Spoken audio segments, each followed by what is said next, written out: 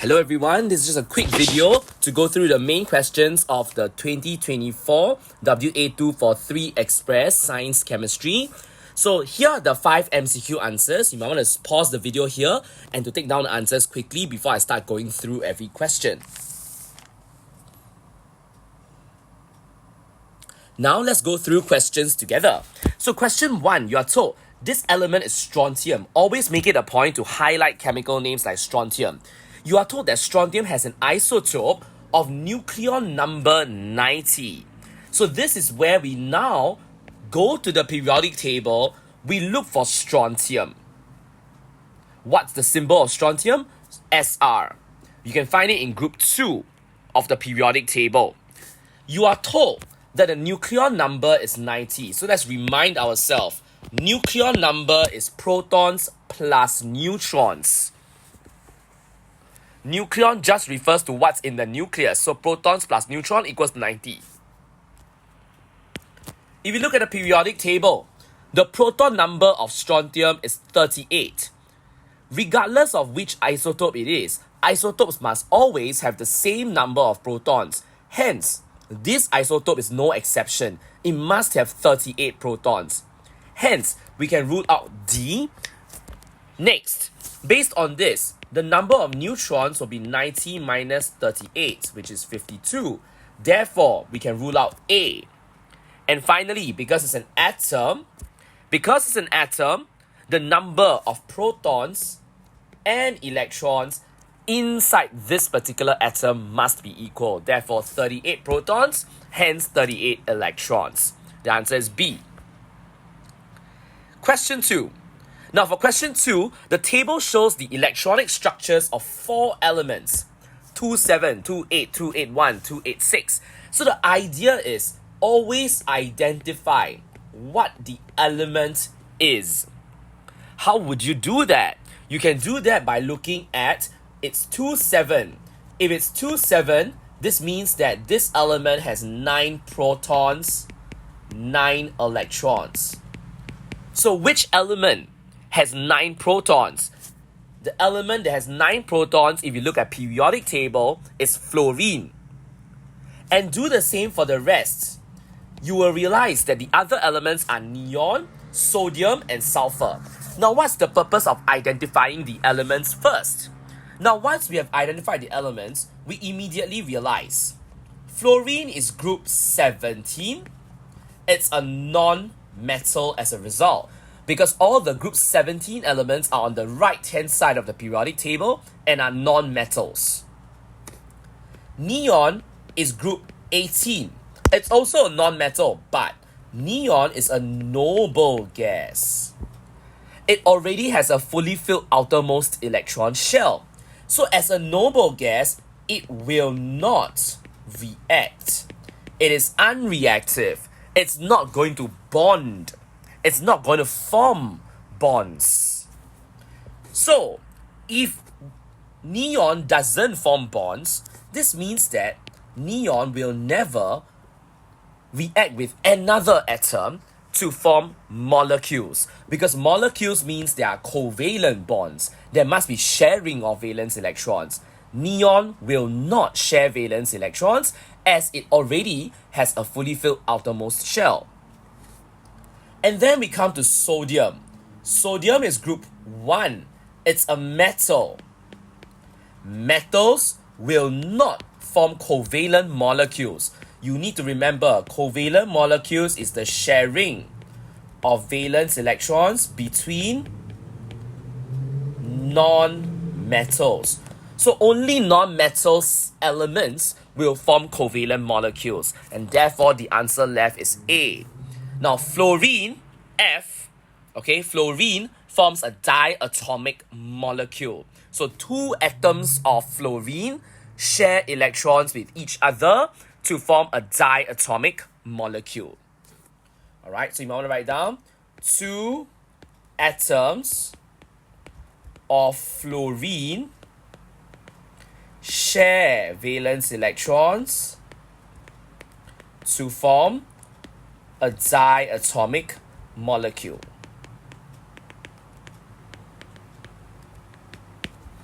Alright, Diatomic means 2 atoms present in each molecule.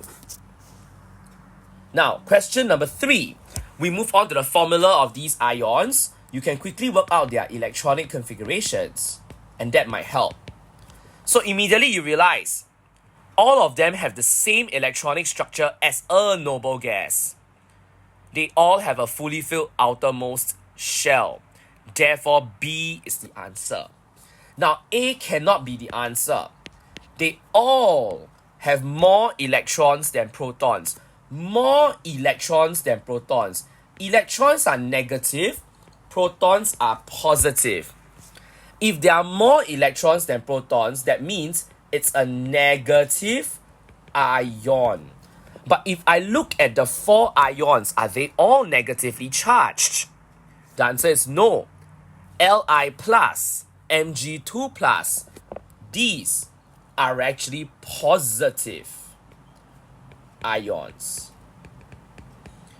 Positive ions are positive because they have fewer electrons, less electrons than protons. So the answer will be B, not A. Next, question 4. You are shown what we call the structure or the structural formula of ethine. So if you recall, structural formula means you show the covalent bonds as lines. So one line is equals to 1 dot and 1 cross. So every line is 1 dot, 1 cross, which is 2 electrons. So now, how many bonds are there? If you count, there are a total of 5 bonds. If there are a total of 5 bonds, that means a total of 10 shared electrons. And therefore, the answer for question 4 is D. For question number 5, you are given the nuclide notation or nuclide symbol for helium. It's 4,2 helium. So with this, we are able to work out the proton number of helium is 2. So an atom of helium has 2 protons. If it's an atom, it will also have 2 electrons, the same number of electrons as protons. And finally, to work out neutrons, we take the bigger minus the smaller number. 4 minus 2. So it also has 2 neutrons. And therefore, the best answer will be A. Alright? So if you are given nuclide notation for an element, it's really helpful to work out the protons, electrons, and neutrons. And that concludes the MCQs. Now, let's move on to the structured questions very quickly. Now, question 6, you are given the nuclei of 5 different atoms, V, W, X, Y, and Z. Take note, these are not symbols of the elements. More importantly, each of these letters may be used once, more than once, or not at all. So you can repeat the same letter. So please take note of such questions. You are able to repeat and use the same letter twice or more even, so long as you feel that it's correct and it's answering the question. Now, the first step to answering this is to use the proton numbers. Always start with the proton numbers because the proton numbers allow you to identify the elements. So, V, 3 protons, that's lithium, Li. We get this from the periodic table. We look for the element with the smaller number 3. Which element has the smaller number 3? Lithium. 4 protons, beryllium. X and Y both have 5 protons, that's boron. And finally, Z has 6 protons, that's carbon. Once we have identified the elements, we can continue by writing the nuclide notation. So for example, for V, the proton number is 3, the nucleon number is 6. I get 6 by taking P plus N. 3 plus 3 equals 6. The next one, we can continue. Oh, sorry, I made a mistake. It's 4 protons, but the nucleon number is 9 because 4 plus 5 equals 9. And we can continue. And once we have done this, you immediately realize answering all the questions is very straightforward. Atomic number 6. Atomic number is called proton number. So atomic number and proton number mean the same thing. Therefore, the answer for question 6A is Z, because Z has 6 protons. The proton number or atomic number is 6. For 6B, atomic mass is the mass number. So the element with mass number 6 is V. Next, we have 2 nuclei from different isotopes of the same element. Isotope means same number of protons but different number of neutrons. So once you have identified the elements, it's quite clear. It must be X and Y because they are the same element, boron, but they have different number of neutrons. Okay, and we can continue with D and E. In particular, E, double positive charge means 2 plus charge. Which element will form 2 plus charge? You will form 2 plus charge if you lose 2 valence electrons, meaning this is group 2. It must be a group 2 element that will lose its 2 valence electrons to achieve a fully filled outermost shell. So if I look back at the atoms, only W, which is beryllium, is from group 2, and therefore part E, the answer is W. Alright, so the trick is always to use the proton number to work out and identify the name of the element. Okay, that's question number 6. Now moving on to question 7. I think this is quite straightforward. A is a mixture. You can clearly see that there is this particle here, there's another particle here in red. So the blue and the red are different particles altogether, and they are not chemically joined together in a fixed ratio. So it's a mixture. For B, it's a pure element because there's only one type of atom.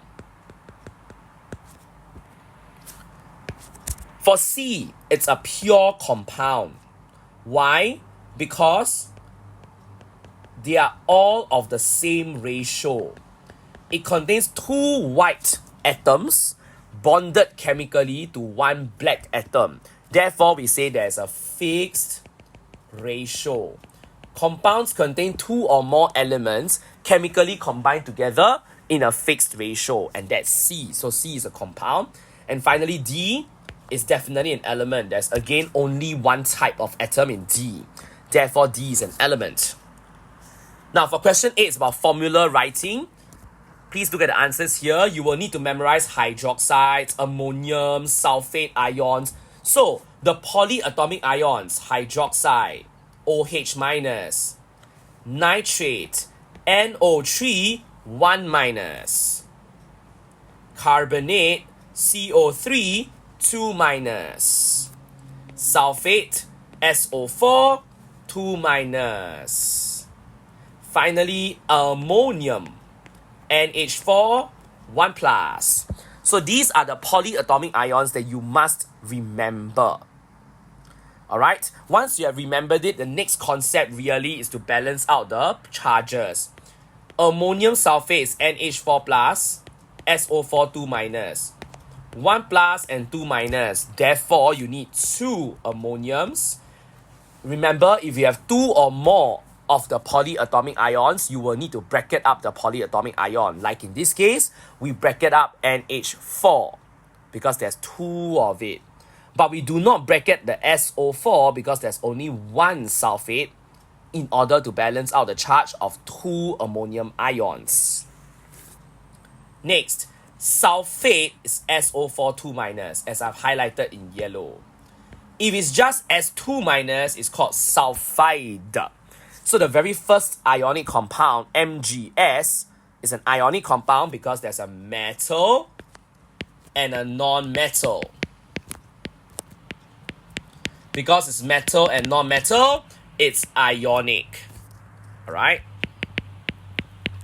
So this ionic compound, MgS, is called magnesium sulfide. It's sulfide because it's S2 minus, there's no oxygen in there.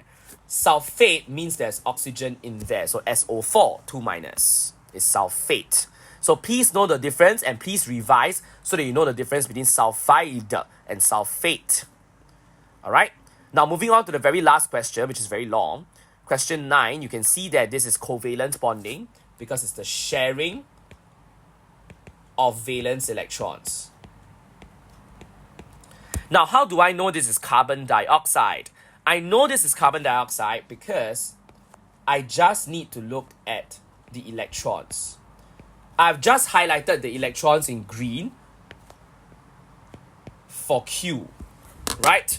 So Q's electrons are represented by crosses. So the electronic configuration of Q is 2 in the first shell, 4 in the outer shell. This is carbon.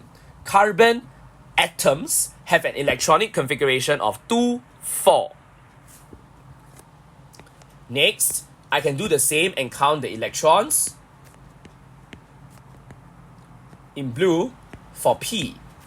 You notice that P is 2 in the first shell, 6 in the outer shell. 2, 6 is oxygen, and therefore this is CO2, hence carbon dioxide. Okay, so this is how we deduce that is CO2 by looking at the electronic configuration. How do you tell whose electrons are whose? You look at the symbol. In this case, cross represents the electrons of Q, dots represent the electrons of P, and that's how we work out that Q is 2, 4. 2, 4 is the electronic configuration of a carbon atom.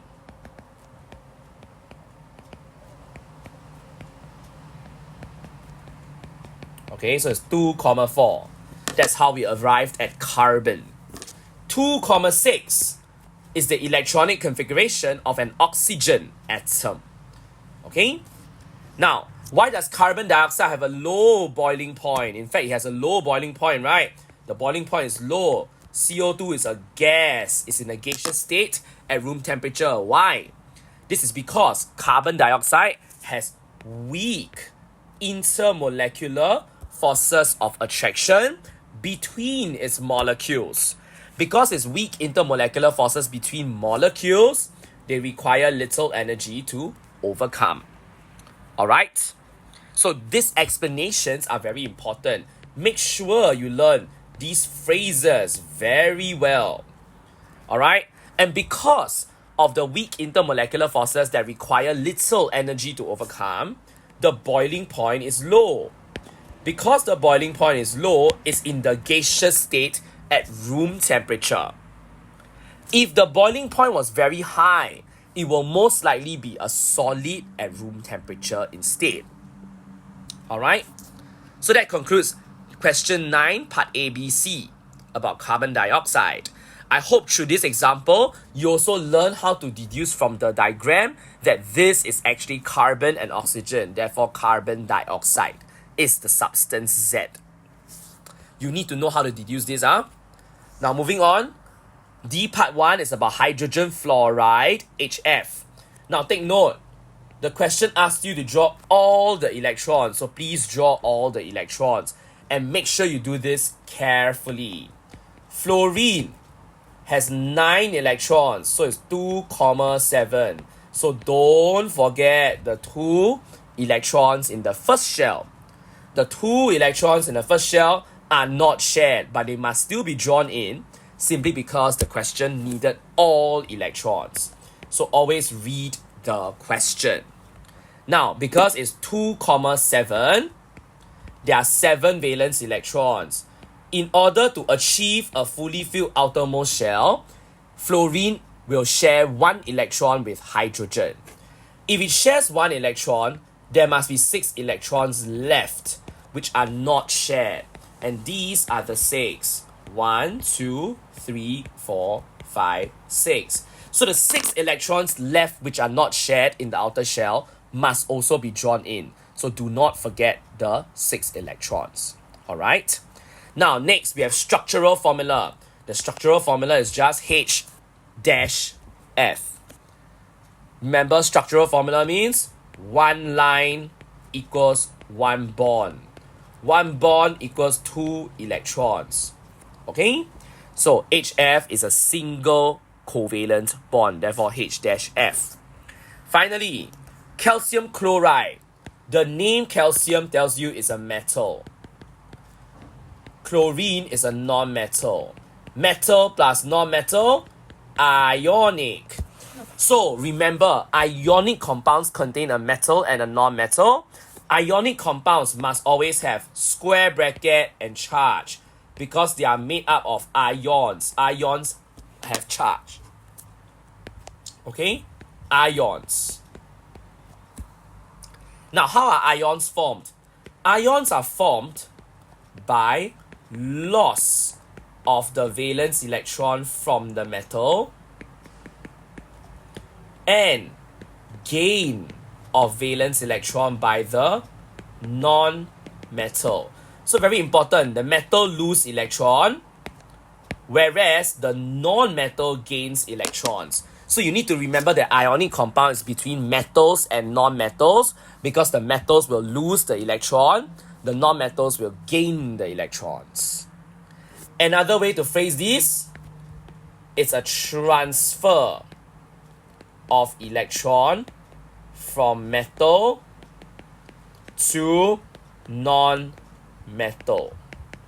Alright, so loss and gain of electrons, otherwise we can also say transfer of electron from metal to non-metal. So this is how we draw calcium chloride. Let's not forget you need 2 Cl minus because you need to balance out the double positive charge on calcium. Finally, the reason why calcium chloride as an ionic compound conducts electricity in the molten state but not conduct electricity in the solid state. Solid state, there are no free moving ions in calcium chloride. Why is that so? Because the ions are held in fixed positions by strong electrostatic forces of attraction between the ions. Therefore, solid state, no free moving ions. On the other hand, in the molten or aqueous, when you dissolve it in water, the ions can move freely to conduct electricity. Alright, so such explanations to explain electrical conductivity of ionic compounds in the molten and aqueous states will also be important to learn well. Now, one last note before we break. You need to realize your words have to be very precise. If it's ionic compound, it's ions, ions, ions. Do not use the wrong word when it's an ionic compound. Ionic compound, ions. Okay? Now, if I just go back, just now carbon dioxide, it's molecules because it's a covalent substance. It has a simple molecular structure. So it's about molecules. So covalent, molecules. Ionic compound, ions. Use the right word for the correct type of bonding. Alright, and that brings us to the end of the review of the 2024 WA2 for Sec 3 Express Combined Science Chemistry. Please review this video at different junctures to ensure you have gotten down all the concepts. Alright, thank you so much.